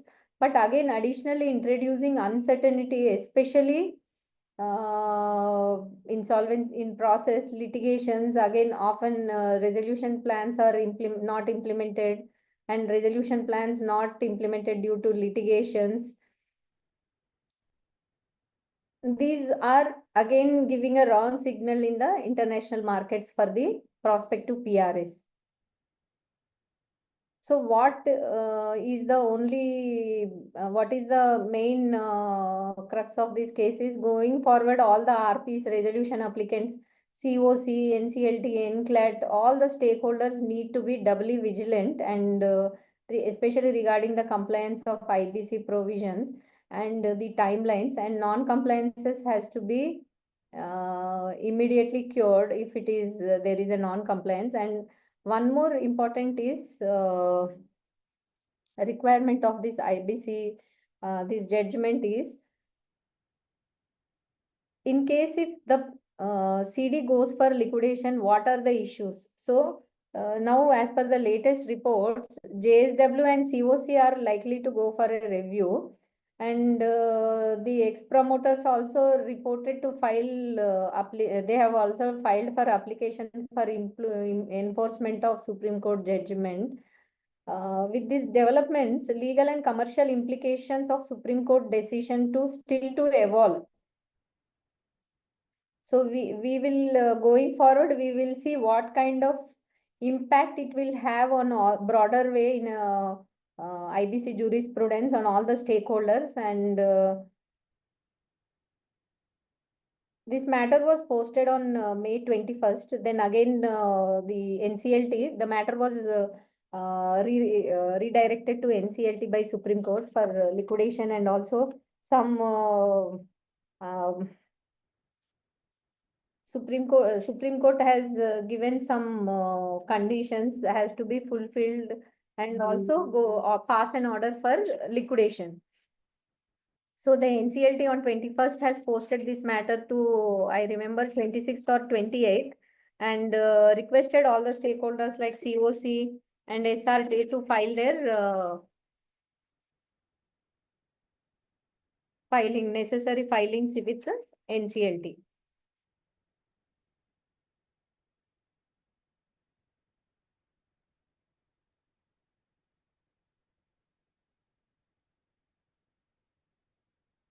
So when we see the implementation of the plan, especially in the Western countries or even in some of the Asian countries like Singapore, the implementation of the resolution plans majority of the time happens without any major interventions from the the court, especially the terms of the plan and the implementation mostly happens the meticulous way of handling the process and meticulously way of structuring the resolution plans. So all this has to be considered, and this all depends again on the approach and also from the RP, COC. It depends again from SRA to SRA, parties to parties, how effectively they can implement, what is the background sources.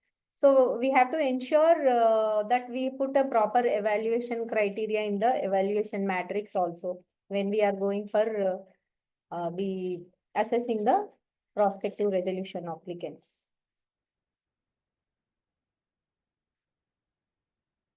So even when we see the unilateral legislative guide on insolvency, the regimes across the world provides for several consequences when a debtor defaults in the performance obligations under resolution plan, or even when implementation breaks down. So several approaches are highlighted which may be worth considering in the Indian insolvency setup. So we need to see how, what are the consequences if debtor defaults, or when there is a SRA defaults in performance obligations. So some courts may terminate the plan and transform go back to insolvency proceedings or into liquidation. Then the second may be the plan may be terminated with specific obligations breached, especially when certain plan terms are breached. They have to be severed from the rest. Accordingly, the creditors will not face the consequences because of only few terms breach, that is no longer bound.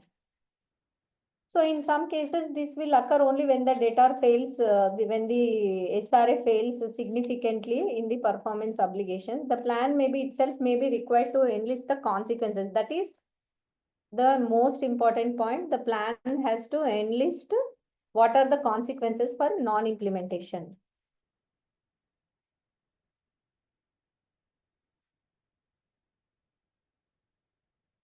So going forward, ma'am, can you put the last slide? It's okay, otherwise, yeah, we can discuss. See, the impact of non-compliance. If we see what is the impact of non-compliance, again, violation of timelines will lead to liquidation. And in some of the cases, the liquidation will again may not lead a fruitful yield to all the stakeholders. Like if company is going concern, employees, all the employees will, their employment may stop, or a majority of the employees may be asked to the leave. This is again very, very serious impact on the economy, and especially when it comes to employees. Then again, creditors, whatever they may get recovery by commercial negotiations in the CARP. In liquidation, it is again separate process of in liquidation, it is a separate process by issue of tender in the process. Then again, delay in payments. See, whatever there is a delay in payments, then objective of the code, the timelines, all the objects of the code is not achieved. Then courts may annual plans despite COC approval. See, majority of the times COC may be willing to take the commercial terms forward, but again plan implemented, sometimes NCLTs may order for implementation. Delayed payments in Bush and Power case, which led to Supreme Court ordering the refund and also for liquidation.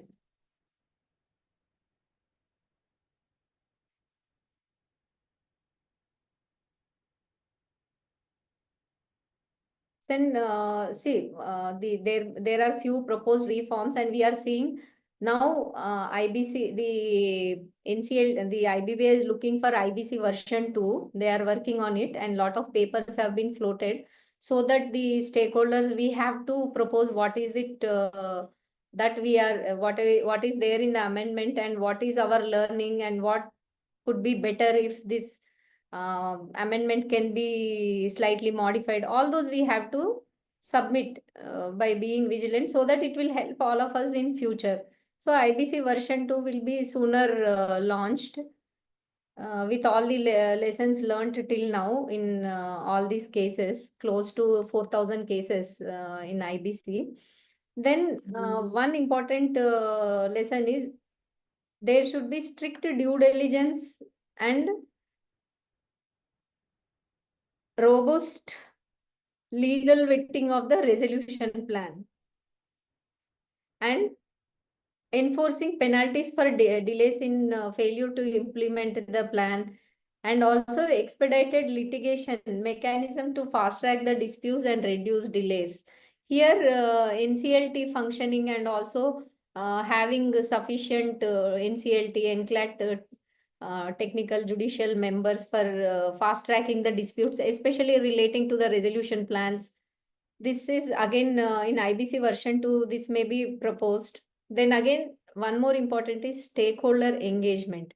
So the COC, RP, and all the important stakeholders of the process should be engaged sufficiently, transparently, and communication regarding the process to creditors, to the respective regulators or the applicants are very prospective resolution applicants is very, very critical. Then again, having a proper standards or compliance culture we should develop. Compliance culture is very, very important. Sometimes, majority of the times we take it very loosely. Like sometimes we feel that okay, if I file tomorrow, I may end up paying 500 rupees, but I have some other work. So we need to prioritize regularly filing the forms, and especially for running the process. Every week or every fortnight, we need to regularly put the table of compliance, whatever there is after the CRP regulations, and keep ticking what is the applicable date, when it is complied, and what is it required if there is a non-compliance.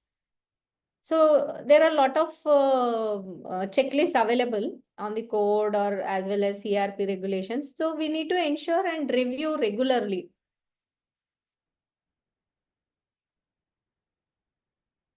So we have discussed the majority of the critical issues in the implementation of the plan.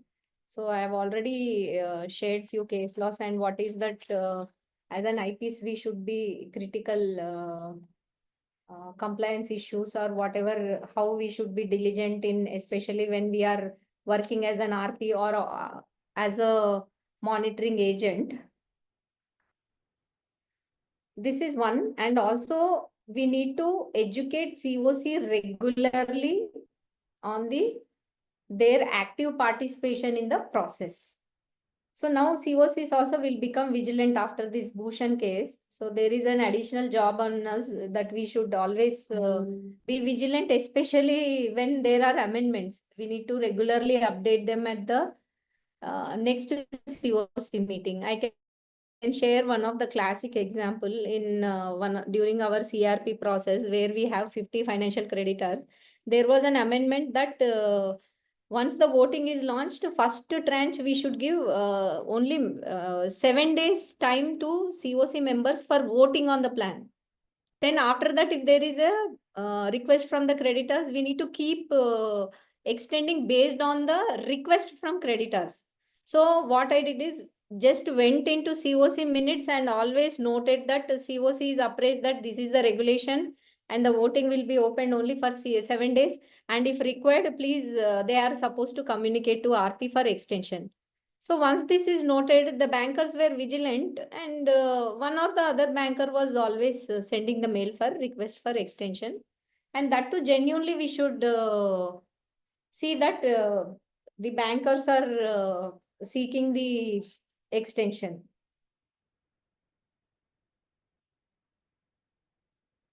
So I'm also working with IBC version 2 committees with ICSI, ICAI, and ICMI, IIP, where we are also proposing some standard formats to the IBBI on the evaluation matrix, RFRP, resolution plans, as well as part of IPNet also, where dynamically we are also deliberating and having separate sessions for IBC version 2 suggestions, which is again will make our life easy and for smooth functioning. What are the important? See, when we see the now today's amendment, we see IBBI is taken dynamic.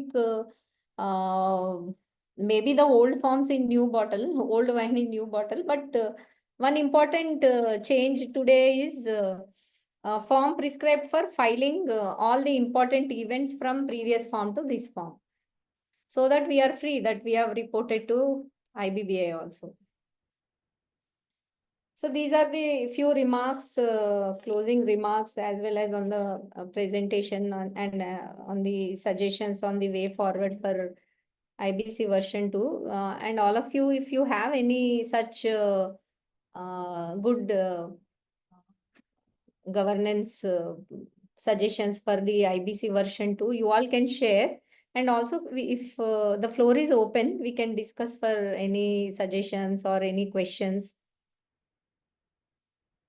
So I have completed my presentation, Anjali ma'am. Now the floor is open. You can give your suggestions for betterment of IBC processes or on the topic implementation of the plan or way forward. Any learnings from the members also can be shared.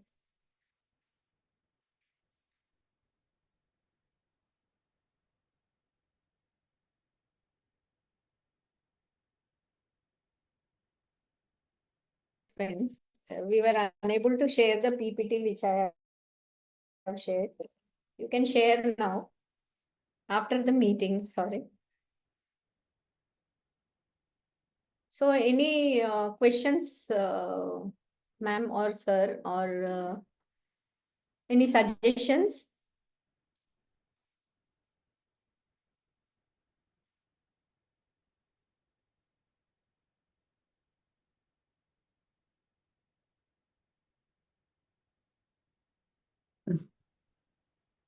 Madam? Hello. Yeah. Yeah, madam. If suppose Yes. after implementation, are we supposed to file a final report with NCLT? Yes, ma'am. There is an amendment in Regulation 38 which says quarterly reports have to be filed by the monitoring committee. That means if we got the resolution plan approved in December, then December 15th, you say, then that quarter is ending on, sorry, this amendment has come in February 25. So this will be applicable from February. So if the regulation says prospective. So for February, it will be the March quarter. So we have to file in April. So then again, if you file in April, June, that means every quarter keep on filing the implementation of the plan application with the AA. And It is a new once the regulation from final February, tranche is it? payments, all the necessary. Yes, ma'am. Regulation 38. Suppose if there is an in my order PPT dated also I have 28/3/2025, the next quarter is only in June, no? It is in March, no, ma'am. March, the order has come. 2025. So the next quarter So, will be June only, no? March means it is better that one report for April, then again one June you can file. But It is maybe only for one quarter, is it not? yeah, it is for one quarter. But if you see majority of the IBBI liquidation regulations or anywhere, they will give that some breakup, ma'am. That is only interpretation, my interpretation. How they will give is in liquidation, if there is a liquidation order in January, then you are supposed to file in after March. Sorry, order I'm sorry. dated My example. 28/3/20. Correct. What you are saying is correct. Whatever is received in January, we have to file for the 31st March quarter only. So if So the maybe order is your dated, application. Yes, ma'am. but we have already made the order saying that sufficient compliance is enough. The plan itself is said like that. And it was approved also in the same manner. In spite of that, should we file the report? Yes, ma'am. It's Yes, in ma'am. compliance of the Even regulator. plan is getting successfully. Yeah, even plan is getting sufficiently complied also, you can file that same. The plan, what are the events in that quarter, you just tabulate and file it. Okay, thank you, ma'am. Discuss about this report in MC meeting, and you take authorization to file from MC members, because the duty is cast on monitoring committee, not on monitoring agent. It is on monitoring committee. So you place before monitoring committee meeting that this is a latest regulation from IPBA in CRP regulations. So I request the MC to authorize the monitoring agent to file on behalf of MC. And also Okay. seek cost approvals. Also seek cost approvals for filing this for the Yeah. legal. Yeah. Understand. Thank you so much. Thank you. Welcome, ma'am.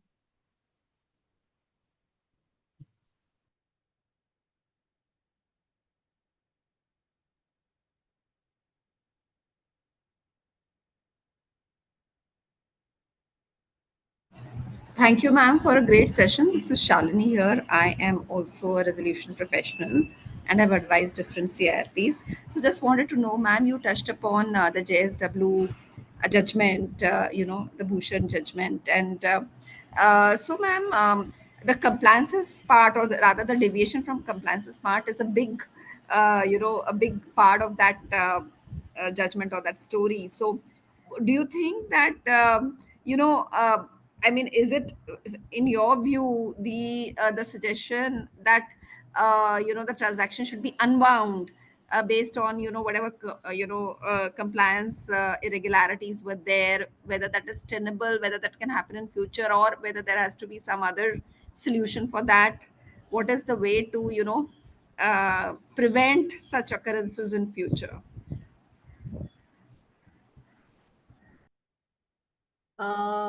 there are two different views, ma'am. If we see and if we dissect into complete facts of this case, what has happened is COC also flawed when they are doing the negotiation with the PRS, and also the feasibility and viability of the plan was not in detail discussed. They have just went only on the commercial aspects. And one important thing is RP also did not comply with major things. Since this matter is going to be examined by MCA as well as IBBI together, the matter is also sub judice before NCLT. They have sought comments from the COC and RP as well as other both of them to appear before NCLT next week. So we can see what will be the outcome. But what personally I feel is there will be a lot of repercussions on RP. Maybe these non-compliances have to be dealt with separately by IBBI regarding the RP functioning and all. In larger picture, if we see, the PRS may find it unviable. They want to go for resolution plans and all. Such strictures, serious strictures, and it will affect their commercials going forward. See, maybe again the JSW will have line of investors.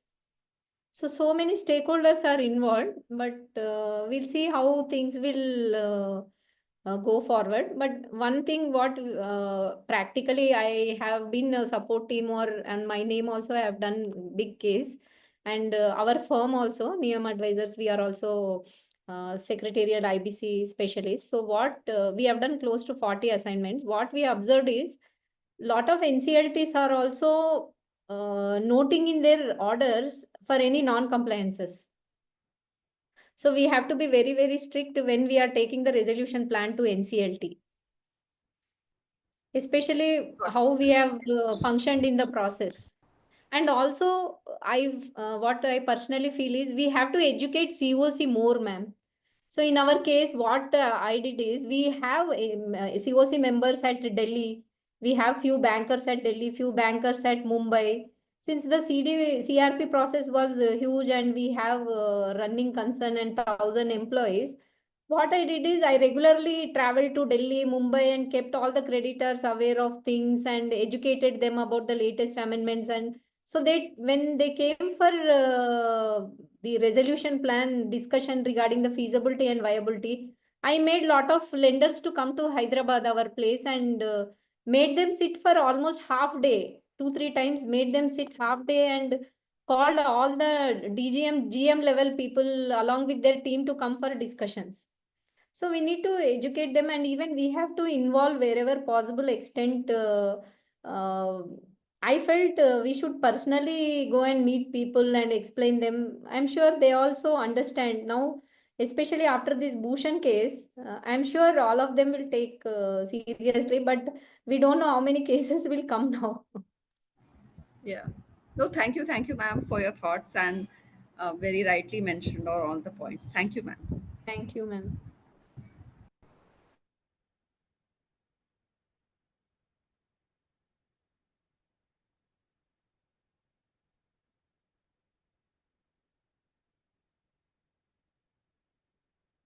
So hope there are no queries.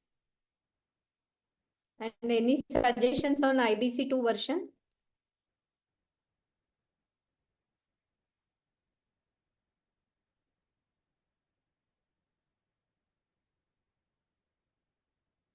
So Anjali ma'am, I think we can conclude the webinar. And thank you ICSI IIP for giving this opportunity, ICSI IIP team and Anjali ma'am, and a special thanks to all the participants for your patience hearing and for your queries. I hope the session was insightful. Thank you. Thank you.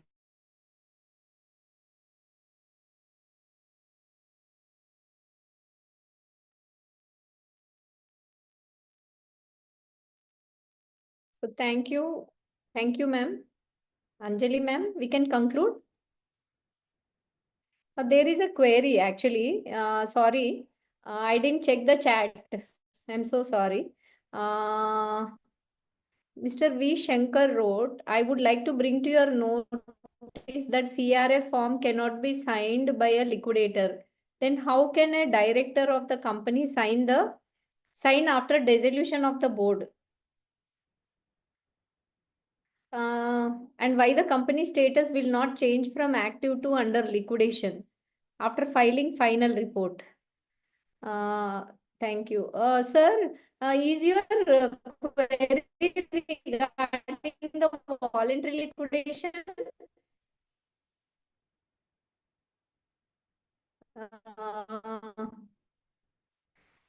Shankar sir has